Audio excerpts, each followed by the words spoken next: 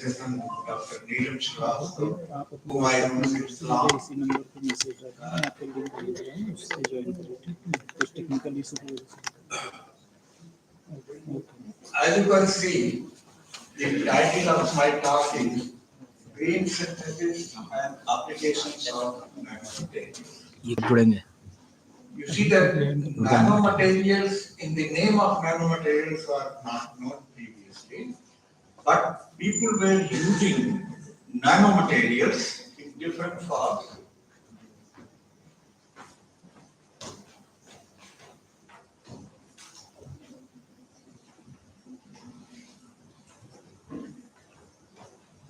So, during the annual meeting of the American Physical Society in 1959, at California Institute of Technology, Caltech, the American physicist and Nobel Prize winner, Professor Richard Feynman, gave a lecture on the topic, "There's plenty of room at the bottom."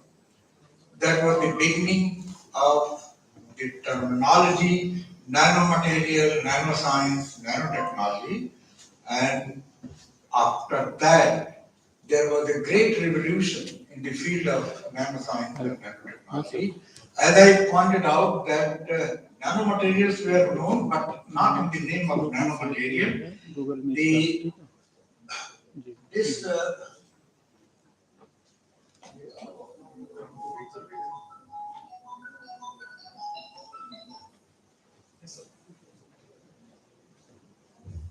yeah. These two cups were examined under transmission electron microscope, and they found that there was nano-sized gold in them. When these were viewed with two different angles, different colors were obtained, and the size of the nanoparticles of gold were 50 to 100 nanometer. Now the first question is, what is nano or what is nano size? The word nano is taken from the Greek word nanos, meaning dwarf. It is a prefix used to describe 1/1000th of something. 10 power minus 9 stands for nano. 1/1000th of a meter is 1 nanometer. 1 nanometer is approximately 6 carbon atom wide.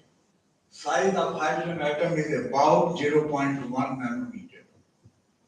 Particles less than 100 nanometer in diameter are said to be nanomaterials, and the study of science of such materials is called nanoscience.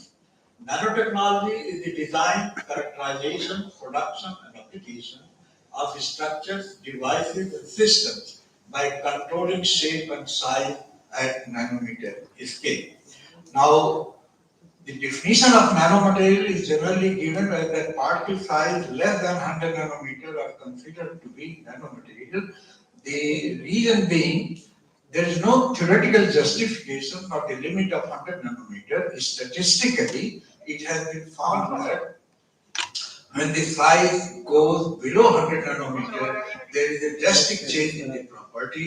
So, on an average, 100 nanometer is considered to be the limit of nanomaterials. Nano is small, as you can see, 10 power minus 9 meters is very small. Small is always powerful. Now you have seen during the last 2-3 years, the corona virus, you have not seen it, but how powerful the corona virus was.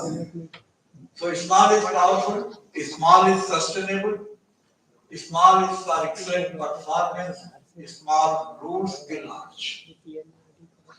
For this last sentence, small rules the large, I used to tell to my student, if I consider India one country, there are more than 130 crore population, and Prime Minister is one much smaller as compared to the total population, but the Prime Minister as the government rules the entire country. Small is beautiful. For this, I always used to explain to my students that when there is a child, everybody loves it. Nobody asks caste, creed, religion, etc. So, nanomaterial is also powerful. Nanomaterial is beautiful. Why do we want to make things small? What is the reason to make the materials in the nanometer scale? To make products smaller, cheaper, faster, and better. By scaling them down, we can use it in electronic industry, catalyst, water purification, solar cell, coating, life science, and many more. To introduce new physical phenomena for science and technology. When the particles goes below 100 nanometer, new physical phenomena, new chemical phenomena comes into picture. So new scientific explanations are needed. What's interesting about the nanoscale? Nano-sized particles exhibit different properties than larger particles of the same substance. As we study phenomena at the scale of nano, we learn more about the nature of matter, develop new theories, discover new questions and answers in many areas, including healthcare, energy, and technology, figure out how to make new products and technologies that can improve people's lives. Nanoscience and nanotechnology has a revolutionary potential and will have significant economic benefit. But at the same time, there are ethical, legal, social, and environmental issues which are to be addressed. Now, basically, there are two methods for the synthesis of nanomaterial. One is this top-down approach, and the other is the bottom-up approach. In top-down approach, it is a physical method that you go on grinding by adopting any physical method. Ultimately, the material will be converted to nanomaterial. The bottom-up approach is a chemical method where the nanomaterials are synthesized by using some chemicals, but nowadays more emphasis is given on green synthesis of the nanomaterial. For green synthesis, we use plant extract like stem, flower, leaf, fruit, seed, and mix with metal salts, and immediately those metal salts are converted to nanoparticles. Or we can say biogenic materials like fungus, algae, bacteria, DNA, etc. They are also being used to convert the materials into nanoscience. The traditional methods for producing the nanoparticles are costly, poisonous, and unfriendly to the environment. Because when you use chemical, most of the chemicals which are artificially obtained, they are toxic in nature, and ultimately they will go into the atmosphere, they will pollute the environment, and the overall process will become hazardous. Now, people are preferring to use the green route, particularly the plant material or the extract of the different parts of the plant. And when we use this, we follow the principles of green chemistry. There are 12 principles of green chemistry: waste prevention, atom economy, less hazardous chemical synthesis, designing safer solvents and auxiliary, design for energy efficiency, use of renewable of feedstock, reduced derivative, catalysis, design for degradation. All are basic 12 principles which are being used in green chemistry.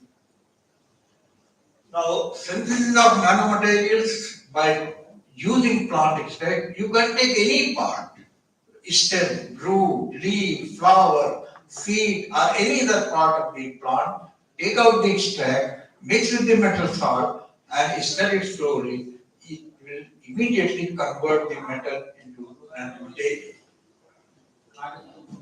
In the plants, there are number of chemicals, variety of chemicals, and those chemicals are considered or said to be phytochemicals. Some of the chemicals I have mentioned here, of course, in different plants, you may have different combination of these phytochemicals. Their composition may vary. Therefore, if you mix the plant extract of one plant or the other with the metal salt, you may find nanomaterials of different size, different shape, different properties, different functional groups. All these you can get, and all these chemicals are said to be phytochemicals. The source of a plant extract is known to influence the characteristics of nanostructure. As I pointed out, in every plant you have variety of these chemicals. In one you have one combination, in other you may have another combination. The concentration of one chemical may vary in the other plant extract. So it will influence the size, shape, performance of the nanomaterial. In recent years, the development of efficient green chemistry methods for the synthesis of metal nanoparticles using plant extract has become a major focus of researchers due to the following reasons. The production of nanoparticles by chemical reduction may lead to absorption of harsh chemicals on the surfaces of the nanoparticles, raising toxicity issues. The biological synthesis of metal nanoparticles using plants has received significant attention as a suitable alternative to chemical process and physical methods. The biosynthesis of metal nanoparticles is an environmentally friendly method of green chemistry that does not require the use of harsh, toxic, and expensive chemicals. Plant materials are readily available. Plant diversity offers numerous species that can be exploited in the future for fast and one-step protocols associated with the principles of green chemistry. Nanoparticles produced by plants are more stable and their rate of synthesis is faster than those of microorganisms. The synthesis of metal nanoparticles using plant extract is very cost effective and therefore can be used as an economic and valuable alternative for large scale production. For example, you take any plant from anywhere, take out the extract and mix with any metal salt, immediately it will convert into nanoparticles. So the cost of the plant may be negligible. Plant extract may act as both reducing and packing agent in the nanoparticle synthesis. You see that nanoparticles are very small particles. Normally they get agglomerated, and when they get agglomerated, the size increases. Therefore, in order to avoid agglomeration, we normally in chemical method use packing agent, which encapsulate the nanoparticle and hinders the aggregation. But in green method using plant extract, the chemicals which are present in the plant, they act both as reducing agent as well as a capping agent. So they encapsulate the nanoparticle and avoid the agglomeration. The presence of a broad variability of biomolecules to plant extract increases the rate of metal ion reduction, formation of nanoparticles, and their stabilization. Because of this encapsulation, the nanoparticles become much more stable. High temperature, pressures, and energy levels are not required in green method of synthesis of nanoparticles. Now, after plant extract, we have microbial method also. Organisms such as bacteria, actinomycetes, fungi, yeast, viruses, and algae are being explored as reducing or stabilizing agents to synthesize metal nanoparticles such as gold, silver, copper, cadmium, platinum, palladium, titanium, and zinc, which find use in numerous industrial and biomedical applications. Here, these are some of the microbial agents which are used for the preparation of the nanomaterial, DNA, cell, enzyme, genes, all these are the molecules which are used. Apart from the plant extract and these biogenic molecules, there are other methods also which are considered to be green route for the synthesis of nanomaterial. But basically, at the moment, we are focusing much on the plant extract and the biogenic material. But the other methods which are listed here, plant, microorganism, microwave heating, laser heating, hydrothermal, sonochemical, electrochemical, green catalysis, biological, solvothermal, biopolymer, waste, solvent replacement method. These are also considered under the category of green route for the synthesis of nanomaterial. But as I pointed out, that using the plant extract biogenic molecules, they are more commonly used for the synthesis of nanomaterial today's time.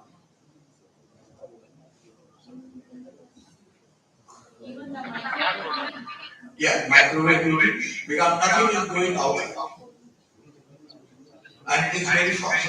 Say in the normal course, if you heat for half an hour, 1 hour, maybe in the microwave 1 minute or 2 minutes is sufficient for converting the material because the heating in the microwave, but there is one restriction.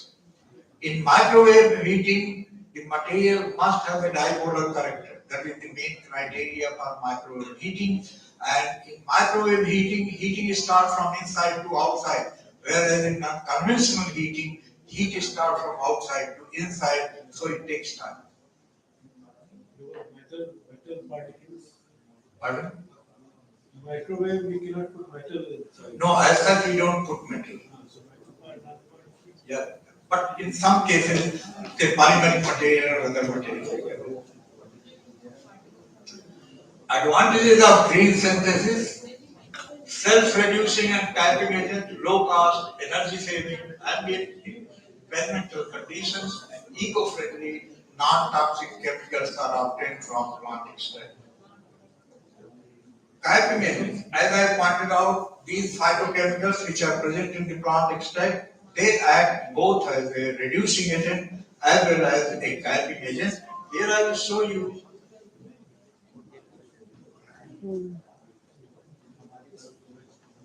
Yeah, here see that.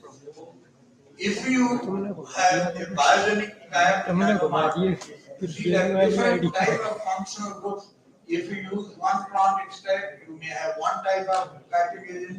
If you use another type of plant extract, you may have another type of typing agent. So variety of typing agents are there at the surface of the nanoparticle, which stops agglomeration, and at the same time they enhance their activity and reactivity also.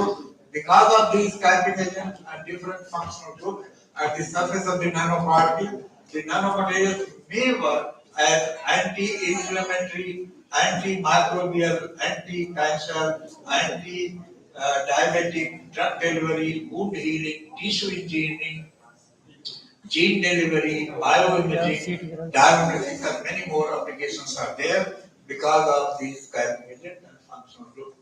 Now, in general, how we prepare or how we proceed for the preparation of nanomaterials: take parts of a plant, any part of the plant, wash and boil with the distilled water, squeeze it and filter, that is, you take out the filtrate or extract, add salt solution to that or salt. That solution color changes because of the reduction process, the color changes, and ultimately metal nanoparticles get separated. Easily you can confirm that the metal nanoparticle has been obtained or not. You take the UV visible spectra. In most of the cases, you will find characteristic peak at a particular wavelength or a particular metal, and depending on the size, they shift and the intensity also shifts. This is just a normal method. That is, you take the plant extract or biogenic material, take out the extract, add metal salt solution, then ultimately you get metal nanoparticle. And there are a number of methods by means of which you can characterize the prepared nanomaterials: UV visual spectroscopy, FTIR spectroscopy, X-ray diffraction technique, SEM and TEM technique, EDS and DLS technique, and there are many other techniques also, but these are the common techniques by means of which you can characterize the synthesized nanomaterials. Now, there are a number of parameters which affect the synthesis: morphology, size of the nanomaterial, reaction temperature, reaction time, concentration of active principles, pH of the reaction medium. All these parameters affect the rate of formation of the nanomaterials, their size and morphology. Properties of nanomaterials form depend on number of factors like size, surface energy, number of surface atoms, surface defect, surface functionalization, shape, surface area, aspect ratio, surface composition, surface porosity, and many other parameters are also there which affect the properties of the nanomaterial. Now, nanomaterials are being used in the form of nanotechnology. You can say there are different sectors where these nanomaterials in one form or the other form can be used in information technology, tissue engineering, cosmetics, environmental remediation, electronics, renewable energy, solar energy, textile industry, wastewater treatment, automobile, national security, biomedical and drug delivery, analysis, energy storage, agriculture, and many other applications are also there, which I could not arrange here. Now, let us take some examples of nano materials. First, I have taken nano gold. Nano gold can be obtained by both, that is the top-down approach, that is physical method, as well as chemical method, that is bottom-up approach. We can have this generally in chemical method. What we do, we take chloroauric acid. You reduce this chloroauric acid with citric acid or sodium citrate, you'll get nano-size gold immediately.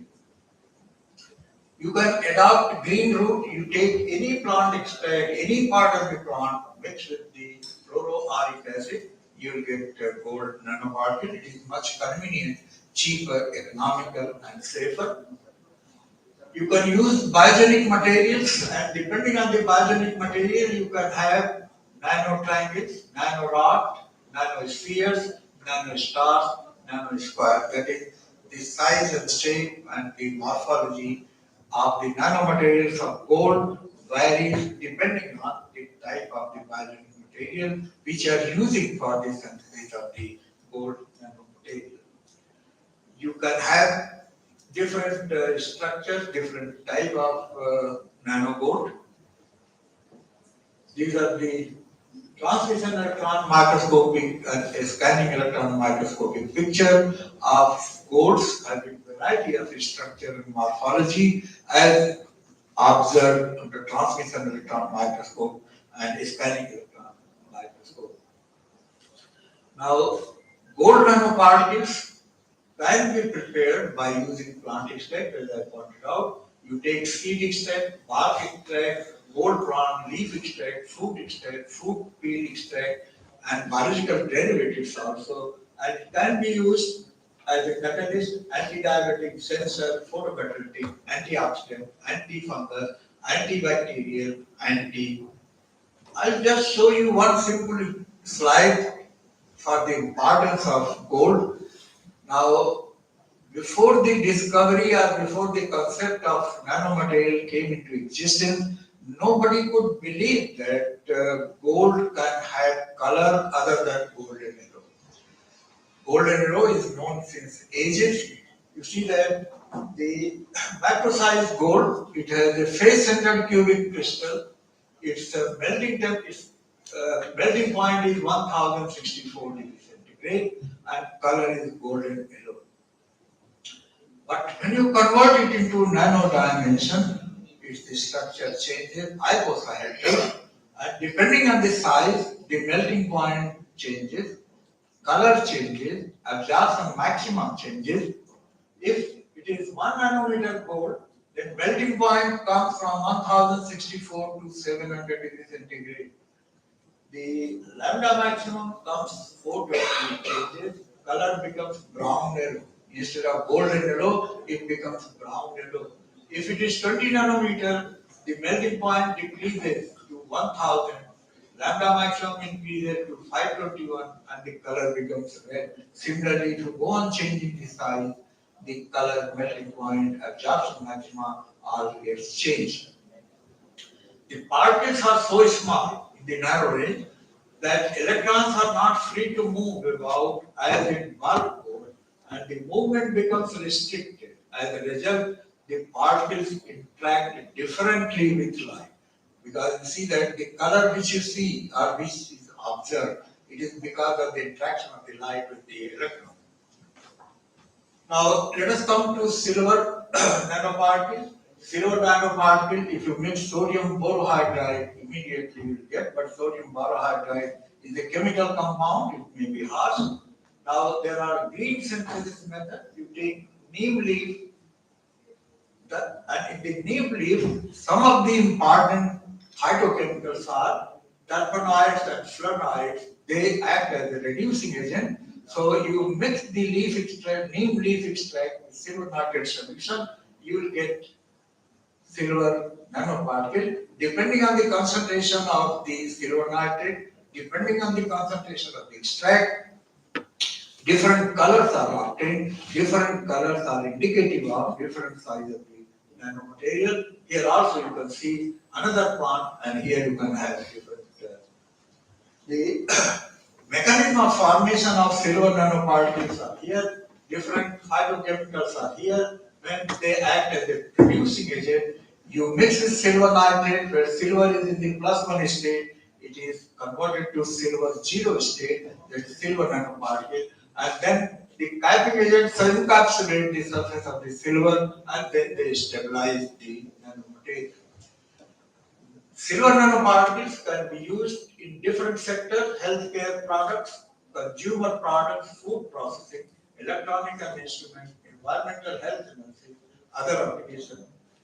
This is antibacterial. Silver nanoparticle is a very important antibacterial agent, but silver nanoparticle being small gets agglomerated. Therefore, silver is combined with silica, nanosilica, converting it into silver, silica, silver nanocomposite. This is as effective as silver nanoparticle. So when it comes in contact with the surface of the bacteria, it ruptures the wall of the bacteria, enters inside, combines with DNA, RNA, ultimately kills the bacteria. Now, in good hospitals, you see that in hospitals, if you have some wound, the bandage is there, but you have to change the bandage depending on the advice of the doctor after 2 days, 3 days, 5 days. But now, if it is embedded with silver nanoparticle, then the duration of change of the bandage increases. Similarly, the gloves which doctors use during operation or the aprons which they use during operation, they last for a longer period of time because silver nanoparticle has antibacterial activity property, so it kills the bacteria. Now the washing machine, refrigerator and other such machines are equipped with silver nanoparticle and they kill the bacteria, and introducing silver nanoparticle, it lasts 3,000 wash for a washing machine. Emerging nanotechnology has been explored widely to combat chronic complication of diabetic wounds to repair completely the wound ulcers. Now you see that diabetic is a very serious type of disease, and you see that when it is nanomaterials are given, diabetic wound, the curing of the diabetic wound is nearly much faster than the normal curing by normal medicine. Cosmetic based, today you see that in the market there are different varieties of cosmetics. One very cheap, the other very costly. The costly, these cosmetic materials, they contain one or the other type of nanomaterials, because the reason being, say if you use face powder, depending on the size or the surface area of the material, a small amount of the face powder will be enough for covering the whole face. And a smaller surface means nano size if it is there. So cosmetic manufacturers use nanotechnology in their various products. Some cosmetic products such as sunscreens use mineral-based materials and their performance depends on their particle size. In sunscreen products, titanium dioxide and zinc oxide in the size range of 20 nanometer are used as efficient UV filters. You see that different type of nanomaterials which are being used in making different type of cosmetic products in one way or the other way. Zinc oxide is one of the most important materials and it can be prepared in number of ways. It has number of applications. I'll just give a brief idea. Zinc oxide by chemical method can easily be prepared by heating zinc hydroxide at around 400 or 500 degrees centigrade, where zinc hydroxide is converted to zinc oxide. But by green route, it can easily be prepared. You take papaya fruit or seed of the papaya fruit, powder it, mix with zinc, gluconate hydrate, sodium hydroxide, heat for some time under microwave, and then you will get zinc oxide nanoparticles.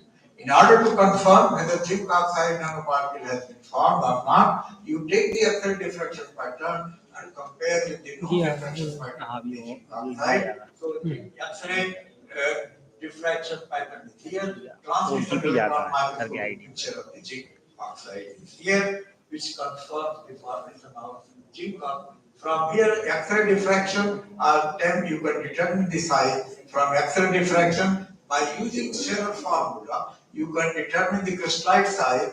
Now, again, I would like to emphasize here, if you measure the size by macroscopic technique, we say particle size. But if you measure the size with the help of X-ray diffraction technique, we say crystallite size. Normally, both are in the same range, but they are different. They work under different principles. Optical properties of zinc oxide.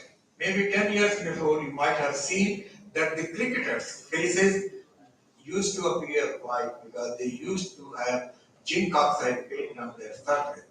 Now today, you don't see the faces white, although they use zinc oxide face cream, but that is of nano dimension. So large, that is bulk zinc oxide particles, large UV light is scatter visible light and appear white.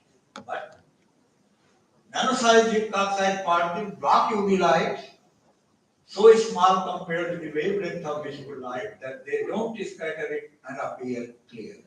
The purpose of using zinc oxide is that they should block the UV light so that there is no etching during the day. Number of nanomaterials are here, and the contribution of different type of nanomaterials in making cosmetic goods are given here.